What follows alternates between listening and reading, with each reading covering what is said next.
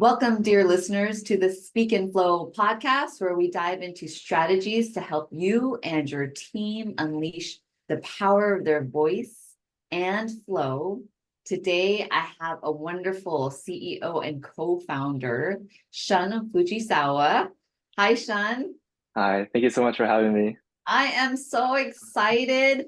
Your story and journey is so inspiring and unique. So I'm glad you're here. So Thank you. Shun, he's the CEO and founder of Luminetta. Lumena. Lumena. Yeah. Lumena. Yeah. And it's just a fascinating app. And so we're gonna go into the journey of how Shun has got to the place, the success where he's at. So before we dive into where you've come from and what happened, tell us what Lumena is about, or what the outcome, or what the goal of the app does. For sure. Lumena is essentially a cosmetic review platform that really allows people to learn about the world of cosmetics, skincare, makeup, anything related to beauty from people that are similar to you. So to give an example, if I'm an Asian man with a little bit of a darker skin with eczema issues, then I'll learn about skincare, what makeup products I should use from people that is Asian, it has very similar problems as me and all of that as well. So the core underlying principle is you learn from people similar to you. And we wanted to kind of replace the functionality that TikTok has right now, where people look for reviews, people look for kind of how-to videos on TikTok and transition them onto Lumena.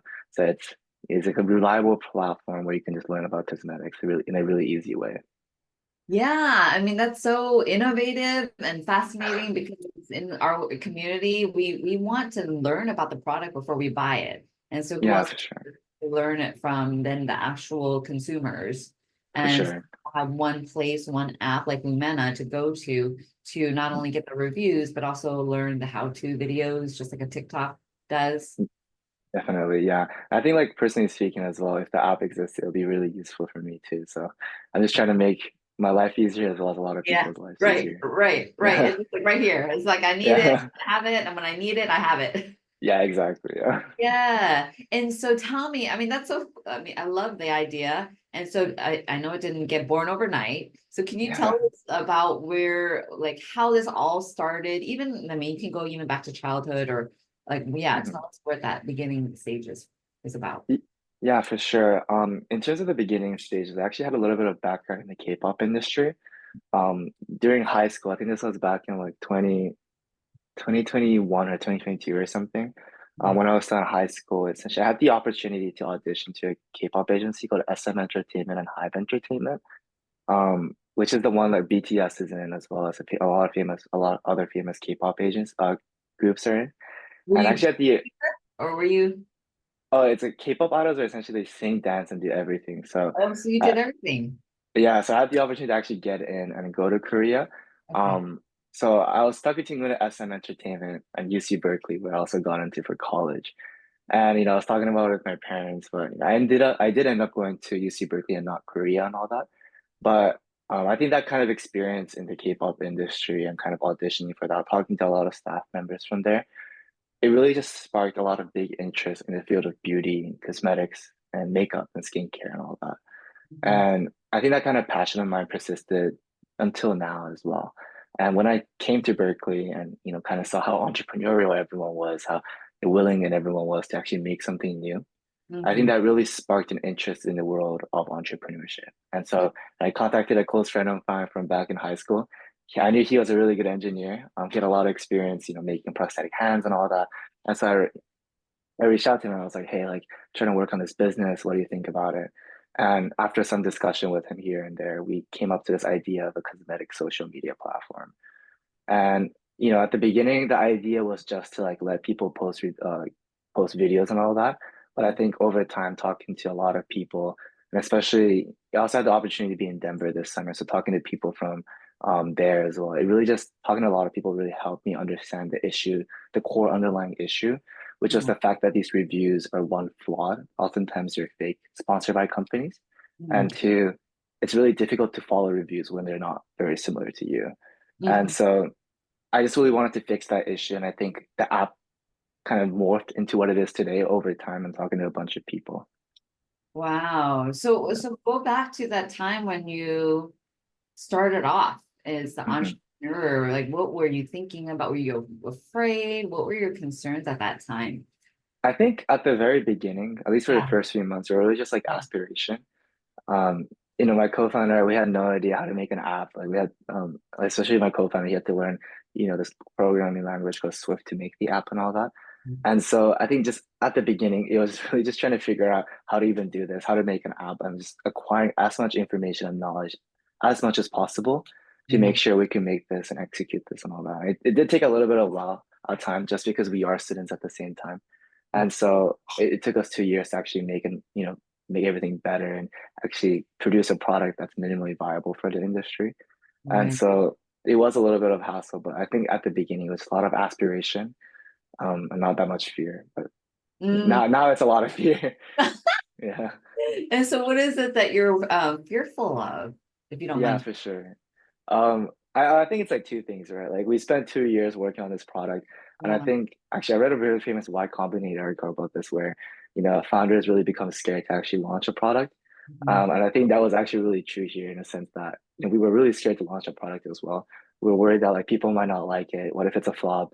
And all that. There's a lot of worries up until this point, and I think now we've gotten over that. We're ready to launch, and we're going to launch it. We already have the app on the App Store. So in that regard, that's fine. But I think the biggest worry, personally speaking, outside of this company was spending so much of my time not getting a job in the US. And to give you a little bit more background, I'm an international student from Japan. Not having a single family member in this continent. My parents wanted me to find a job here, get a good job, get a high paying salary and all that. And so, working at a really big famous company, right? Mhm. And so when people around me are working at consulting companies like McKinsey, Bain, or BCG, or investment banking firms like Goldman Sachs or JP Morgan, all that, or tech companies like Google, I think to myself like, am I even doing the right thing? Like, am I spending the time? Am I wasting my time? Mhm. And so in that regard, I think just trying to figure out whether what I'm doing is the right thing or not, and just the fear that I might upset my parents is something that's really big for me. Yeah, Yeah. yeah, yeah. So I can see that. I can relate to that. Mhm.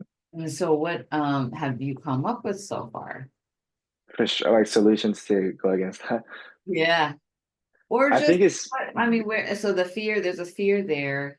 And it's makes sense. It's reality. And because you have, like you said, your friends are in jobs, and you have the steady paycheck. And so, have you like made a commitment to just say, hey, this is the entrepreneurial journey that I'm gonna take. This is where I'm gonna go, or what, like what, yeah, what did you decide? And how Yeah, did for sure. you, I think in terms of what I decided, well, it's a little bit hard because I just turned 20 recently, so I'm still really young, right? And so I haven't really made a concrete decision as of yet, I feel like. yeah. But I think we did set a hard goal where if we don't get 10,000 downloads by the end of this year and 1 million downloads by the end of 2025, we're going to stop working on this. So one thing we did was set a specific goal, and if it doesn't work out, we're going to drop the project. Hmm. But in terms of what I'm trying to do right now, there's 24 hours in a day, and I sleep for 5 hours a day. So, I have like around, I have like around 19 hours a day to work on other stuff. And so I actually have this Google Calendar where I keep track of every single thing that I do every single minute, from eating lunch, waking up, taking a bath, taking a break, and all that. So everything is planned to where I can balance not only my extracurricular activities on campus and my startup, but also things like applying to internships and making sure potentially like I can get a job over the summer just to make sure I don't get my parents too upset. So I think in that regard, time management was a solution that I came up with so far. Yeah. I mean, you got funding. Did you say that you got some funding? Yeah, yeah, Awesome. yeah. And so so you said time management is key for you. Mhm. I mean, it sounds like you're passionate about what you do, or want to Yeah, do something that, like from your K-pop days, you're like, this is yeah, something amazing. This is something you're looking back, what you saw was useful in Japan to mhm. here. No, And you're being innovative to launch it over here. And you're also seeing how it could be important for each individual, making it yeah, accessible for each individual. Um, yeah. so I think those are some key ingredients to doing something that we're scared of, right? So I think it's also a big part of just like sucking up and just going forward with it, I just think. do it, just Yeah, go yeah, for it, because you never know what's gonna happen. So have yeah. you seen some, I guess, confirmation that you're on the right track? Um, this is a little bit of a weird story where so essentially like our app just became approved on the App Store pretty recently. And so it's on there. But we started noticing that we have to start, obviously, we have to market it, right? And Yeah. so it's actually currently a team of six, including me, where it's four engineers, me, and a person that's helping me with marketing. And so the person is actually, his name is Kevin. So Kevin and I, we've been working heavily on marketing where actually like 2 days ago, we were on Berkeley's campus wearing a frog costume, inflatable frog costume, just so we can film a bunch of TikToks, talk to people and all that. So I Uh, think in that regard, when we were actually on campus, there's a lot of new students, like freshmen, incoming freshmen, and transfers as well. There's a bunch of new people interested in new things. And they actually came up to us like every 2 minutes, we are taking a photo with someone. you can And get. so, yeah, they're really interested. Like, what are we doing this? You know what I mean? There's like two dudes wearing a really big frog costume, working around, walking around Berkeley's campus. And so, we did attract a lot of attention. So they came up to us, and whenever we told them our idea, um, a lot of dudes as well as girls as well, they were really interested in what we were doing and the concept that we had. And they also recognized that this was an issue on their experience as well. So I think in that regard, that was like the biggest confirmation that I had so far. We're actually talking to the people that would use the app, and they said it's a good idea. Oh, that's Yeah, awesome. That's awesome. That's yeah, great. I mean, have fun with it, right? You might as well. yeah, So having fun with the marketing. I think for it just sure.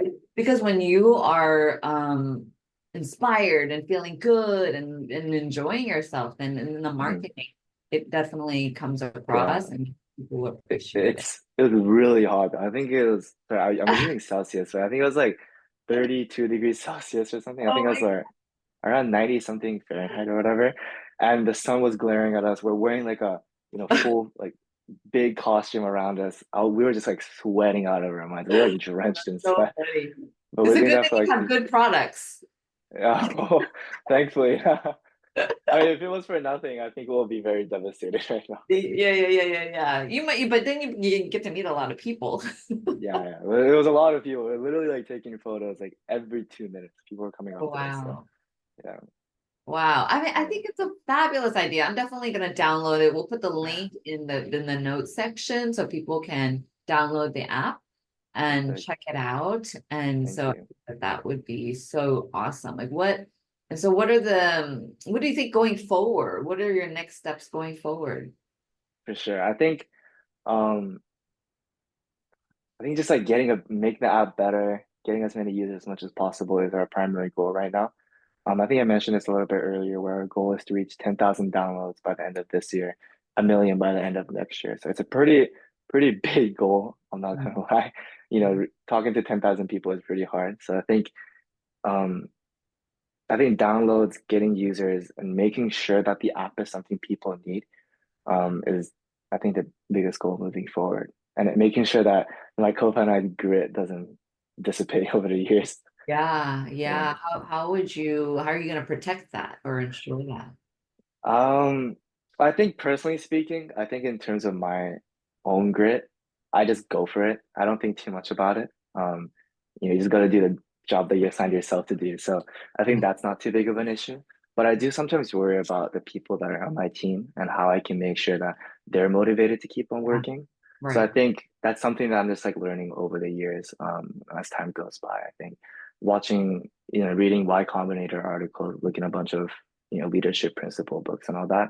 I think it's helpful to an extent, but it's also like experiencing and then seeing what works, seeing what doesn't work. Mhm. What really motivates people, learning, understanding that is really important, I think. Yeah.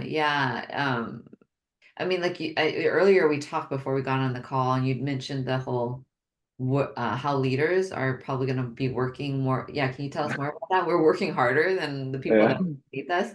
Yeah, where was Yeah. that a quote? Oh yeah, I think it was like on a scale of 1 to 10, if a leader is working at a 10, all the employees would work around like an 8 or a 9, or maybe even a 7.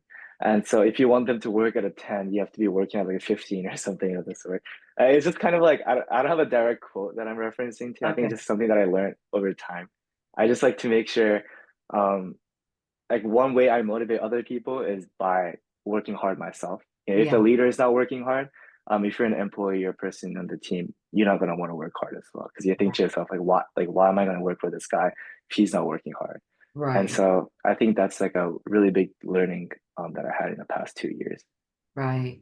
Right. And I mean, I see it. Even though we don't know the exact quote, but I think I see it. I know that. I experienced that. I Yeah, see that with leaders, and it is a constant struggle to motivate our employees because yeah, we as leaders have much more responsibility. We have more writing, we have more risk for involved. sure. We're going to work harder at this.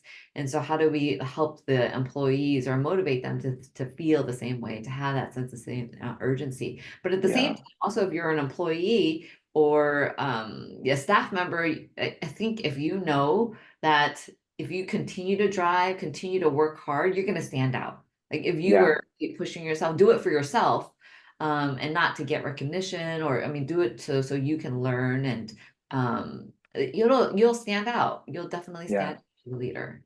For Yeah, sure. I think it's kind of like thinking of a reward system, yeah, and kind of figuring out what really motivates people to work hard is right. something that I'm also trying to learn every single day as well. Yeah. Have you found Yeah. anything in particular to help you? I mean, I think in terms of like logically speaking, there's two things that could occur. And oftentimes I think the government sees this as well, where you either provide them equity or money, and that kind of motivates people to work hard to an extent. But I think what's really important moving forward is people that are motivated by money is going to leave the company if they can't get the money. All And right. so I think just from the ground up, finding a team that really understands what you're trying to do, and is a group of people that is driven by the same mission, I think is a really big factor. And I think the Airbnb CEO actually did this at the very beginning of Airbnb, where during any interview, he asked the applicant, would you work at Airbnb if you only have like a year or two left in your life or something? So I think that's kind of like a really good representation where you just really want to get a team of people that really is motivated by the mission and is driven by the mission. Right, right. And Yeah. then how do we communicate that effectively, right? I want to know as well, but it's a little bit hard, I think. I think it's just like talking to the person over time. I feel like even personally speaking as well, sometimes, there are industries that I don't really care about that much. And Mhm. whenever I'm talking to another founder that is really motivated by the industry and I can tell that the person's motivated, Exactly. maybe I think that might be something that really pushes people to work really hard as well. Kind of Exactly. understand a little bit more about the mission. Yes, yes. Yeah. Yep, exactly right. I mean, because if we are the leader that has the drive and the vision and the passion for it, and when we communicate it, have the same passion. Because sometimes maybe if you're an engineer, you might just stick to all the facts and it doesn't, but it's not as engaging. And so Uh, some passion, like show that you care, show that it's important, and then also asking people, asking your team members, what do they think, and like bring them along with you no, and yeah. they may not make all the decisions, but then at least maybe some parts of the vision or the execution, they can have parts of the decision making process, and then they'll therefore be more included and be more excited about the vision and implementing the vision. No, yeah, for sure, definitely. I mean, I think even from my personal experience as well, like I've only started this company 2 years ago. It's been registered for only a year, and we're just launching the product and everything. So in that regard, I think there's so much more that I need to learn. Yeah. So I think there's always room for growth for anyone, especially for a young person like me. I think there's significantly more things I need to learn moving forward. We're all learning. I'm learning. Yeah. I'm learning from you. So we learn from each other. I am just so inspired by you just jumping on to this podcast and sharing what you know and sharing about your business. And congratulations for taking that launch. I mean, that's Thank huge you. in Mhm. terms of leadership, in terms of inspiring. You're bringing the innovation here to United States. And so what is the one I like to ask, like you asked all my guests, is what would you like to share? What is that one key leadership golden takeaway for the audience? Um, hmm. Like one thing, right? Yeah, it makes it hard if it's just one thing. But Yeah. I think again it goes back to the idea of the leader has to be the hardest working person. Um, I don't think any leader should no leader should ever expect to have their employees or team members to work harder than them. And Mhm. so if you want them to work hard, you have to be working twice as hard as you want them to be working. So I think that's like the biggest leadership principle that I learned so far. That's awesome. And you have the experience and the results to show your success, and it's through that hard work. So Thank you. congratulations. Thank you so much.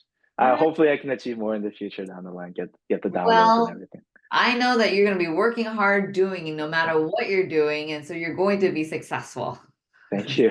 It is. You're Thank you so already much. successful. You're already successful. So thank you so much, Shun. It was really wonderful. I trust that I got a lot of it. And so I trust that also the audience is also taking some takeaways. And so download Shun's Lumena, the app. We're gonna put the link in the show notes. And so download it, check it out. We're gonna learn a lot about your skin and the best products and how to use it Mhm. in the palm of your hands. Yeah, in So the palm of your hands, inside your pockets. inside the palm of your hands. Thank you so much, Shun. And thank you, listeners, for being Thank you here. so much. Until next time, I'm your sister in flow. May prosperity flow to you and through you to others. And I'll see you next time. Thanks for joining the conversation today. Are you curious on how you measure up with your ability to speak in flow? Come grab my free self-assessment at https://speakinflow.com/assessment. And I'll see you on the other side.